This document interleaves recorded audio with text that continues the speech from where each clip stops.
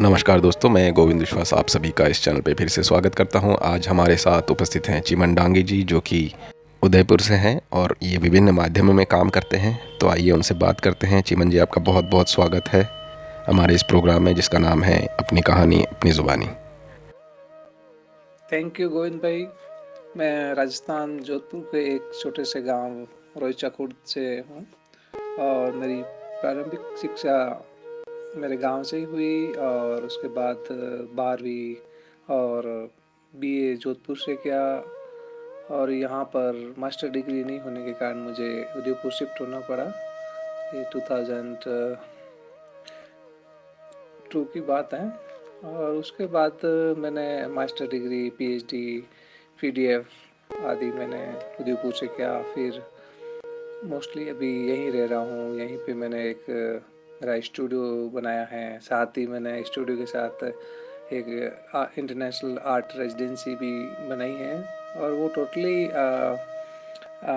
जैसे कि मैं एनवायरनमेंट आर्टिस्ट हूँ, तो उसके अकॉर्डिंग ही मैंने यहाँ पे इको हाउस बनाया। यहीं पे जो मटेरियल अवेलेबल थे, चाहे वो स्टोन हो, मड या क्ले, गोबर से वो लीपना, जो पुरानी मेरी गांव की जो थीम थी, गांव में जो बनाते थे मम्मी, तो वही उसी समय मैं भी वहाँ पे लीपना और पेंटिंग करना उस पर, जो कि राजस्थान की फोक आर्ट है, वो बनाना साथ करता था। तो यहाँ पे भी मैंने यहाँ पे बनाया है और टोटली इको थीम पे ही बनाया है। ऑर्गेनिक फूड है, तो यहाँ पे एक आर्ट रेजिडेंसी स्थापित की। और 12th में मुझे मेरे गुरु जो है साहब थे, उन्होंने मुझे आर्ट फील्ड में आने के लिए प्रेरित किया कि भाई चिमन, आप लोग वहाँ पे जाइए, एमए कीजिए, मास्टर डिग्री कीजिए। और उन्होंने बहुत सपोर्ट किया। और फिर एमए में मुझे डॉक्टर मदन सिंह राठौड़ है, उन्होंने मुझे बहुत सपोर्ट किया और मैं अभी यहीं रह के मैं काम कर रहा हूँ। जी चिमन जी, हमने देखा है कुछ कुछ इमेजेस में आपने इंस्टॉलेशन जो किए हैं, उसको लेके आप क्या सोचते हैं? इंस्टॉलेशन आर्ट के बारे में मेरा सोचना है कि ये एक ऐसा माध्यम है जो कि आम लोगों को, आम दर्शकों को जल्दी समझ में आ जाता है, जल्दी उनको अट्रैक्शन कर लेता है। क्योंकि उसके लिए एक तो अपने स्टूडियो की जरूरत नहीं रहती है, चाहे वो कहीं पे भी कर सकता हूँ मैं।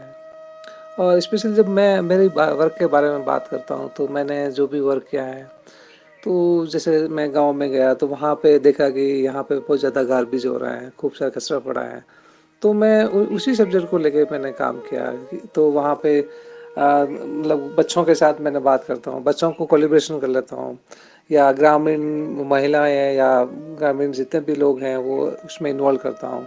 और फिर नए आयाम में जब फेस करता हूँ वहीं, और उसके लिए पर्टिकुलर मुझे ऑब्जेक्ट, वहाँ खूब सारे ऑब्जेक्ट होते हैं, उसी को लेता हूँ। और वो भी मैं मोस्टली वेस्ट मटेरियल यूज़ करता हूँ।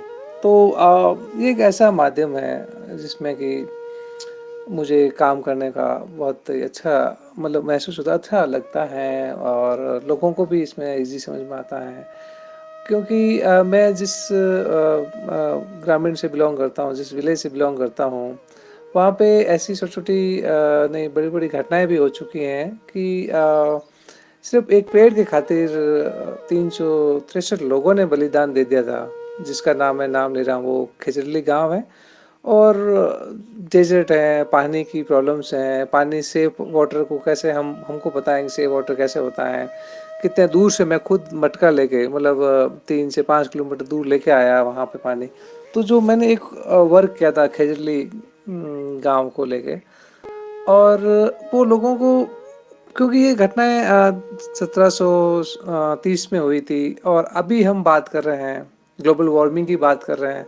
तो जो मेरा एनवायरनमेंट जो सब्जेक्ट होता है वो एकदम फिट बैठता है आज के तारीख में। और क्योंकि आ, एक तो रीजन था कि मैं जब एमए, पहले मुझे पता ही नहीं था कि भाई ये सब्जेक्ट भी हो सकता है। तो मैं आर्टिस्ट, दो चार आर्टिस्ट हैं जिससे मैं बहुत ही ज़्यादा इंस्पायर हुआ हूँ और उनके वर्क देखे, जिसमें वो लोग जो बड़ा, मतलब बहुत ही अच्छे ढंग से वो लोकल चीज़ों को लेके पेश करते हैं।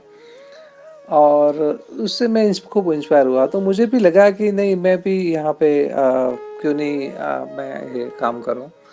तो जैसे मैं एक एग्जांपल दे रहा हूँ, सेंस ऑफ इनविजिबल, तो वो एक ऐसा टाइटल था कि एक गांव था, अंदौर गांव, वहाँ पे हम आर्ट रेजिडेंसी थी। तो मैंने वहाँ पे देखा कि खूब सारा कचरा पड़ा है, खूब सारा गार्बेज पड़ा है। तो मैंने वहाँ पे बच्चों के साथ बात की, बच्चों के साथ ड्राइंग का ऐसे ही मतलब सबको पेपर दे दिए। करीब 250 के बच्चे थे, सबको पेपर दिया। मैंने कहा जो जो आपके मन में आए वो अपन ड्राइंग कीजिए।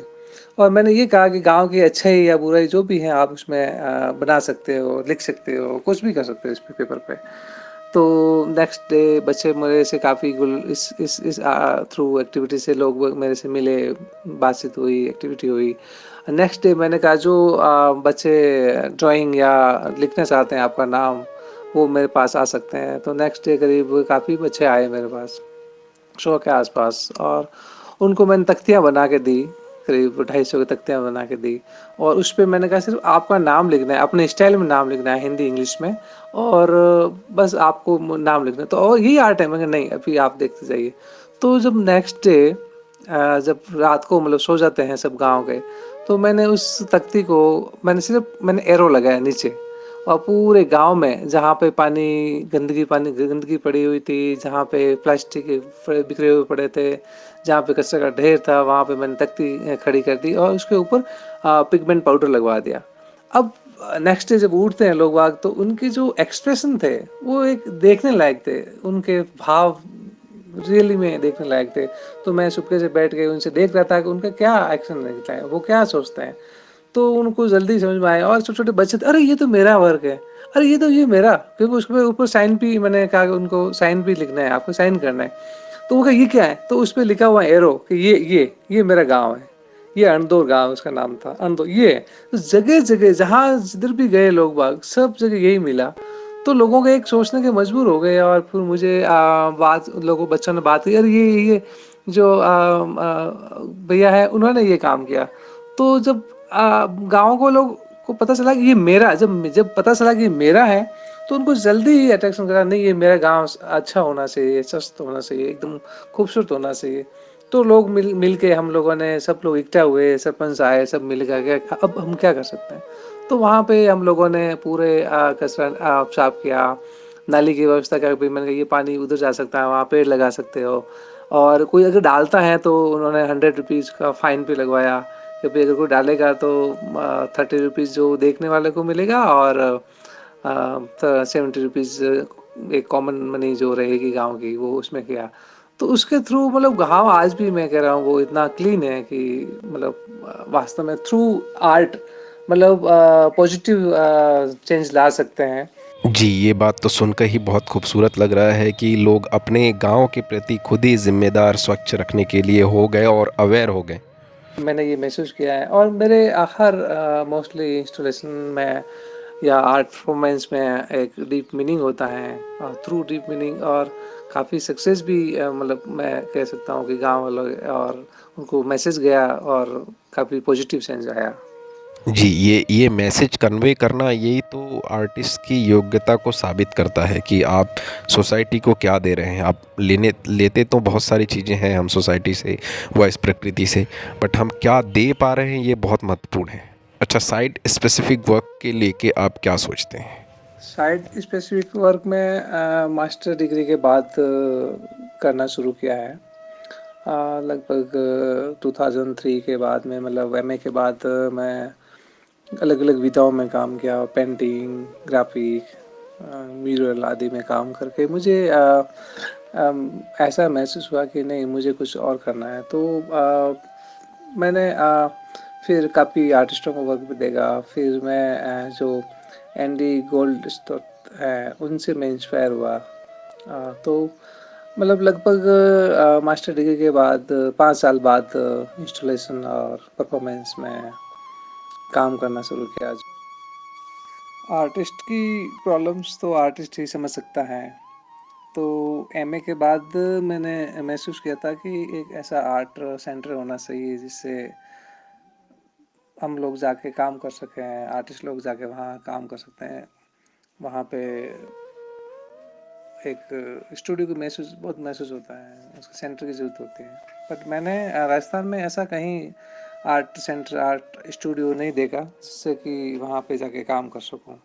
एक तो है बट उसमें प्रॉपर्ली वो तरीके से नहीं कर सकते हैं जहाँ जो मैं चाहता हूँ। तो मैंने मेरे फ्रेंड के साथ बतौर वागर के साथ मिलकर हमने 2009 में एक आर्ट रेजिडेंसी की शुरुआत की थी और ये मोस्टली हम लोग गांव में ऑर्गेनाइज करते हैं, क्योंकि मैं खुद गांव से बिलोंग करता हूँ। क्योंकि गांव में इतने सारे ऑब्जेक्ट होते हैं जिस पर काम कर सकते हैं और वहाँ पे स्टूडियो या मतलब बाउंड्री नहीं होती हैं। आपको जितना लार्ज लेवल पे चाहे साइड स्पेसिफिक वर्क हो या लैंड आर्ट हो या परफॉर्मेंस हो या कोलेब्रेशन वर्क हो, ये इतनी सारी जो एक स्टूडियो में नहीं कर पाते हैं वो यहाँ पे पॉसिबिलिटीज़ होती हैं जो कर सकते हैं। जी बिल्कुल। कभी कभी कलाकार को अपने विधा से हटकर कुछ ऐसे एक्सपेरिमेंट्स के लिए ऐसे रेसिडेंसीज में बिल्कुल जाना चाहिए। जो भी सुन रहे हैं दर्शक, अगर वो जाना चाहें तो बिल्कुल जा सकते हैं। अच्छा चिमन जी, अभी तक आपने कितनी रेसिडेंसीज वहाँ पे ऑर्गेनाइज़ की हैं? तो अभी तक हमने करीब 8 इंटरनेशनल आर्ट एजेंसी ऑर्गेनाइज कर चुके हैं। खूब आर्टिस्ट आए यहाँ पे इंटरनेशनली नेशनली और अच्छे से वर्क किया, अभी भी अच्छे वर्क कर रहे हैं। तो ये एजेंसी का विचार आया था और आज सक्सेस भी हैं। बिल्कुल, हम अगर कोई भी काम निरंतर लगे हैं तो सफलता मिलना निश्चित है। बस वो उसमें लगे रहना बहुत ज़रूरी है। और दूसरी बात, जो नए अपकमिंग आर्टिस्ट हैं व स्टूडेंट्स हैं, उनके लिए आप क्या संदेश देना चाहते हैं? नए उभरते हुए कलाकारों और स्टूडेंट्स को मेरा यही संदेश है कि आप लोग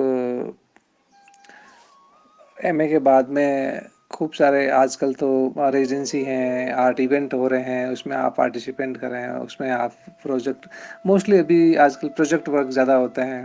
अब इंटरनेशनल की बात करता हूँ तो खूब सारे आर्ट रेजिडेंसीज हैं जिसमें खूब सारे 6 मंथ की रेजिडेंसी, 3 मंथ की रेजिडेंसीज होती हैं।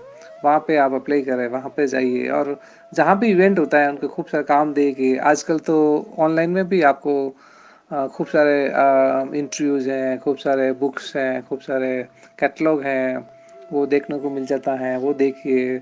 और आप लोग शॉर्टकट को नहीं अपना के एक प्रॉपर और थोड़ा सा इसमें टाइम लगता है, थोड़ा सा आप प्रैक्टिकली आप रिजल्ट नहीं मिले तुरंत, बट आप लोग थोड़ा धैर्य रखें और उसमें लगन से काम करेंगे तो नो डाउट आप लोग अच्छे काम कर पाएंगे, अच्छे करेंगे।